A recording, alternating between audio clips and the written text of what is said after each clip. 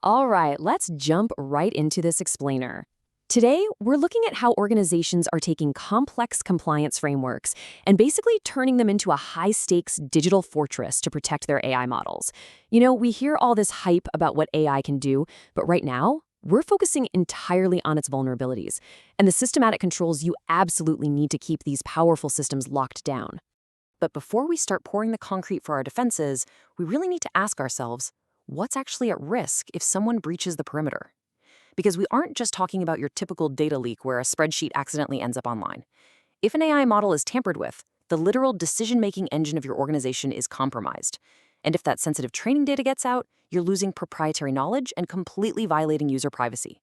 The stakes here are absolutely monumental, and that's exactly why this matters so much for anyone building or managing AI right now. So to stop those disasters from happening, we're going to take a defense-in-depth approach. We'll walk through the whole life cycle of an AI model to build up our fortress layer by layer. We're going to cover the AI security challenge, securing data in development, fortifying the perimeter, testing for robustness and bias, and finally, active monitoring and response. Let's kick things off with Section 1, the AI security challenge. We need to really understand the threats and map out the battlefield we're stepping onto. And right away, you can see this stark contrast. On one side, you've got these terrifying advanced risks, things like adversarial attacks, data exfiltration, and deep algorithmic bias. But on the other side, that's our defense, systematic security controls. And the cool part is, we don't just guess if we're ready, we actually measure it using a CMMI maturity scale from 1 to 5. We follow very strict testing steps, and we demand hard, documented evidence to prove every single control is working. Moving right along to Section 2, securing data and development. This is where we look at the very foundation of our fortress. The biggest takeaway here is that protecting an AI literally starts at the ground floor. You have to make sure the raw code and the training data are totally impenetrable. Think about it. If the data your model learns from is compromised, the model itself is going to be fundamentally flawed from day one. So to fight off the risks of data breaches and implementation bugs, we have to enforce strict data privacy measures and bake secure development practices in from the very beginning. We lock all that data down through a really intense two-step testing process, just to prove that privacy protections like encryption and anonymization can actually hold up when the pressure is on. Step 1 is data anonymization testing. We have to scrub personal data, but, and this is a huge but, we still have to preserve the utility of that data so the model can actually learn. Right now, this control is sitting at a maturity level 2. Then, step 2 is the data leakage assessment, where we evaluate risks during both training and inference. And honestly, this is a bit worrying because this absolutely critical check is currently lagging way behind at a level 1. Now, to prove that our foundation is solid, an architect can't just take a developer's word for it. You have to demand tangible evidence.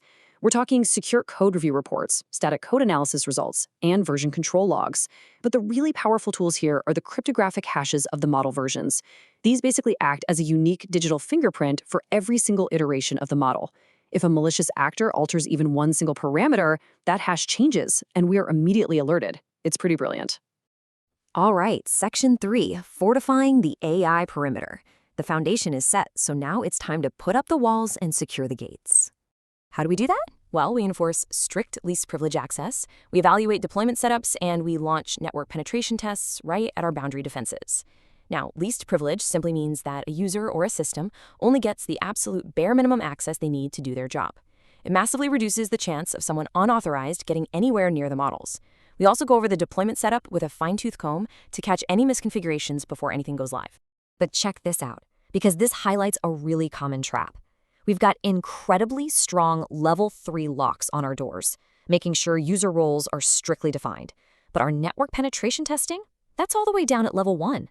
That means we aren't properly testing if a dedicated attacker could just bypass those locked doors entirely and smash right through the network boundary to get to the LLM infrastructure. It's a pretty glaring hole in the wall.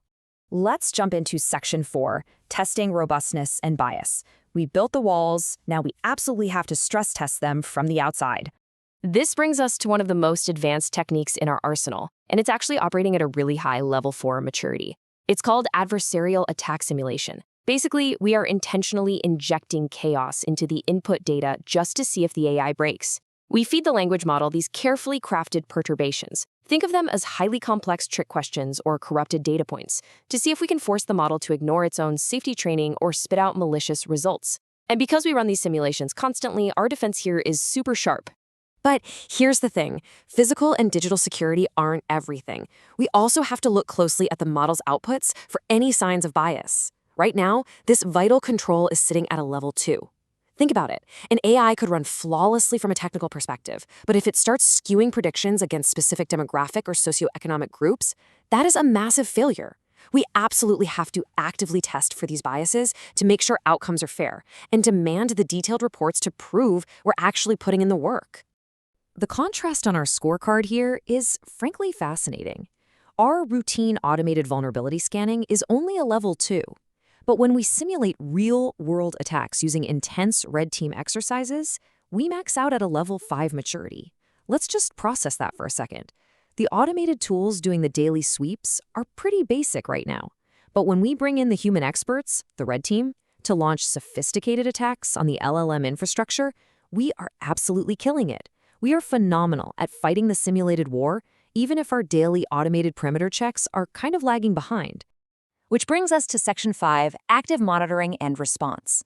Because let's face it, even the most fortified castle needs active guard patrols, right? So we proactively send out threat hunting teams to look for very specific indicators of compromise, or IOCs. The goal is to catch these emerging AI-specific attacks before they have a chance to escalate. We aren't just sitting back waiting for a tripwire to snap.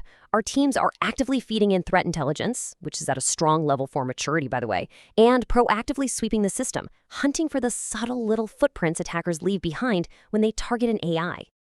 To keep our visibility high, we're capturing LLM activity and system access events in real time, and then analyzing those logs for any weird anomalies. Honestly, this is the daily grind of cybersecurity.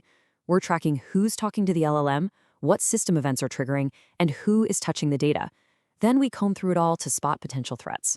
Right now, both of these monitoring controls are humming along at a level 2 maturity. But if the worst happens and a breach actually occurs, that is when our level 5 incident response plan kicks in.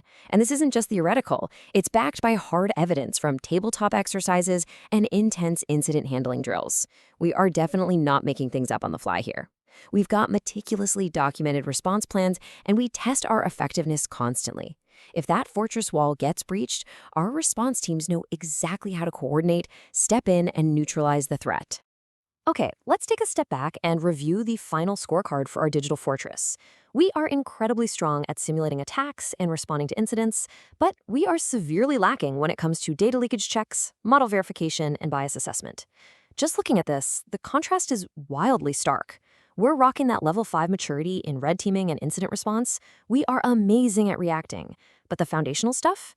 Checking if data is quietly leaking out, verifying that the model behaves consistently, making sure we're mitigating bias, all of those are just languishing at a level 1. Which really leaves us with this one final thought to chew on. Building a true AI fortress requires balance across every single layer. Because honestly, a level 5 incident response plan means absolutely nothing if your sensitive data is already walking out the front door. We have built an incredible, elite team of digital firefighters, but we've essentially left the foundation of the house soaked in gasoline. If we truly want to secure our AI models from the inside out, we have got to elevate those level 1 foundational controls to match the excellence of our response teams. It's a massive, ongoing challenge, so how secure is your AI really?